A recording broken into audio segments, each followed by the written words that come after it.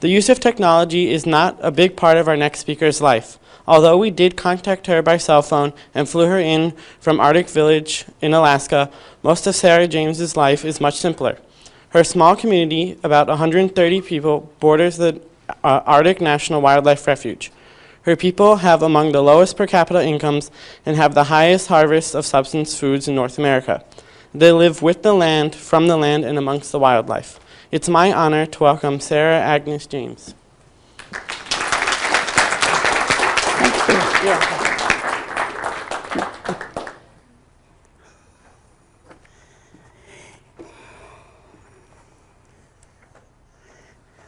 Ni yet ko san ke tek ni yet san ta ko ID ki ti trainen ko ya en chek kun ko ki hi wat sai te ki tek e kan ko re a kha gen kun ko nei tek I say I came a long ways, we came a long ways together, and we're here. I travel places to talk about my people. The elders that cannot be here today, and children that's not born yet, we speak for them so they'll have a good life. And I go around talking about protecting porcupine caribou birthplace, and coastal plain of the Arctic National Wildlife Refuge is a birthplace, not only for the caribou, not only for the Gwich'in people, but also for many other life form there. So it's a very special place to go visit. It's a very special place to protect. And this 50 years is celebrating 50 years is really make me happy in my heart. You gotta excuse me because English is my second language, and Gwich'in is my first language, and a lot of times I have a hard time thinking Gwich'in and try to put it into English. So a lot of words in English we don't have in Gwich'in, so we had to find a way to explain our thinking. So it's kind of difficult sometimes. In Alaska Native people, they're subsistent people. Subsistent is a traditional custom way of hunting and fishing. And in Arctic Village, maybe 75% of our diet is still wild meat, and which is mainly caribou, moose, fish, birds and ducks, and some small animals. And that's how we live day to day. These pictures you're seeing are a film called A Voice from the North, and this lady from Old Crow, she's also go around speaking like I do throughout the country, and she speak very well. And she had to make this video with a slight picture.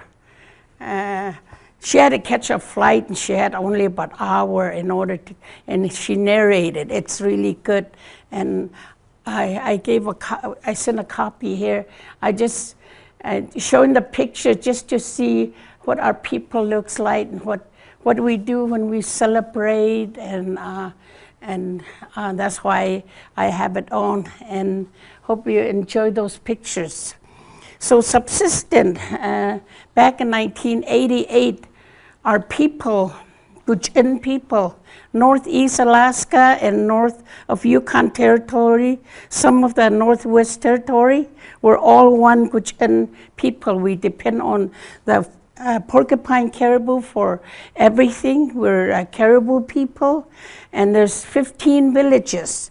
There's Aklavik, Anuvik, Arctic Red River, and Fort McPherson, and Old Crow on Canada side, and on U.S. side is Arctic Village, Venithai, Fort Yukon, Chalkitsik, Birch Creek and Circle and Beaver and Stephen Village. We're all Gwich'in people. We're kind of spread out, but the reason we got spread out, because when we were, before the first contact with the Western culture, we were nomadic people. We go and gather food, mainly caribou, migratory route, and all that. Even then, a lot of times our people went through starvation. They still don't go into the birthplace. That's against, as that's against our law to bother when the mother and the calf nursing time. And that goes for all the animal. Around that time, that's when we don't do hunting, whatever. And we just left on fish that we gather in springtime. A lot of times, I remember I have to wait till July 15, because then we can go out and trap or snare for small animals, because they can protect themselves and run away and all that. They got trained for it. Before that, we don't bother with animals. Or like the first week of June, that's when the eggs, the embryo and the eggs form. That's when we don't gather eggs after that. So we got rules and we got law like that we follow, which is subsistent living. And a lot of people in Alaska still live that way. And to us, it's a human rights, because we always been there. We didn't come from anywhere, or we're not going anywhere. We're here to stay. We believe that the Creator, God, put us there to take care of that part of the world, and that's our responsibility for that portion of the world as a Gwich'in people. So we're here to stay. You see my clothing that I'm wearing today. This is beaver fur. Beaver fur is the most warm mitten you can ever have. This is just made after Western culture came to our country. And my sister, she got me made this jacket. It's an imitation because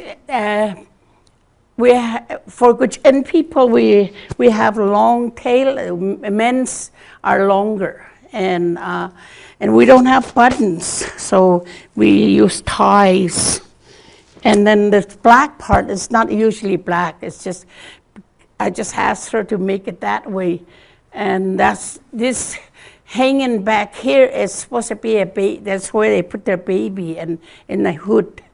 And we're Gwich'in Athabascan interior. And then earlier, he was talking about Robert up in the coastal plain. Those are the Inupiaq or Inuit. They're along the coast. We're more inland, and we're more inland, and they're our neighbors. And they mainly depend on sea animal for food, and us, we mainly depend on caribou and all the other stuff we depend on. Back in 1988, our leaders got concerned.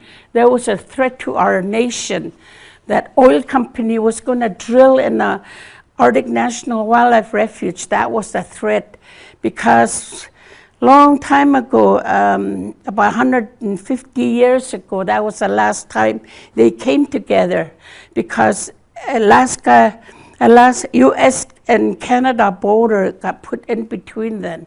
But this is a threat to the nation, so the elders called the nation back together in Arctic Village, 1988, June 5 to 10. The elder took over the meeting. They had a written agenda. They even threw that away. Said, that's not how we made the decision before. So they said, we'll talk about the issue for 3 days and usually come out with some answer. So they picked out, like any other Indian people, we have a drug and alcohol problem too among our nation, and caribou, to protect the caribou, and there's a border between, and so we have to talk about that. and keeping our language. 4 things they picked out. And all that 15 chief was there from all the Gwich'in villages, and they said, "Gee, this is good. This is good what's happening. It's just like a rebirth of the nation. Came back together and trying to make a right decision for the whole nation." And they said, how would the world would know about it? Because at that time, nobody even know about Gwich'in. Nobody even know we're up there. Because up in the Arctic Ocean, they came in for whaling, and they got contact first. And then from Yukon on up, trappers came in, and we kind of got caught in between. So we're really the last people contact by so-called Columbus discovery. So nobody knows about us, and the chief said we gotta let the world know. The only way the world will know about it is unless it's in black and white. So they took off from the elders meeting, and they wrote up a resolution to protect the coastal to protect the coastal plain. Porcupine Caribou birthplace and the Gwich'in way of life. That's a resolution that my nation is going by. And since 1988, and then the elders and then they said, who's going to make that resolution work? So they chose 4 from Canada and 4 from U.S. And I was one of them that got chosen from U.S. to form a Gwich'in steering committee. And that's how we work in expressing human rights, subsistent rights, tribal rights, birth rights, that we have a right to, as a human rights, to who we are as a Caribou people. Because like he said, the buffalo got slaughtered now. A lot of these buffalo people from the Plains Indians, that's how it is to us, the Caribou. And now most of it is fenced in, so we don't, I don't think anybody want to repeat that history again. So we need your help. And when we first got started, a lot of people supported us as a Gwich'in people, but a lot of times you hear about public interest land, and then you hear about human rights. You don't hear too much about human rights because there's not much of us, and we speak for ourselves, which is good. And environmentalists, they talk about public interest like they got all these technology and all this stuff, and we kind of share and together, and that's how we work together since 1988.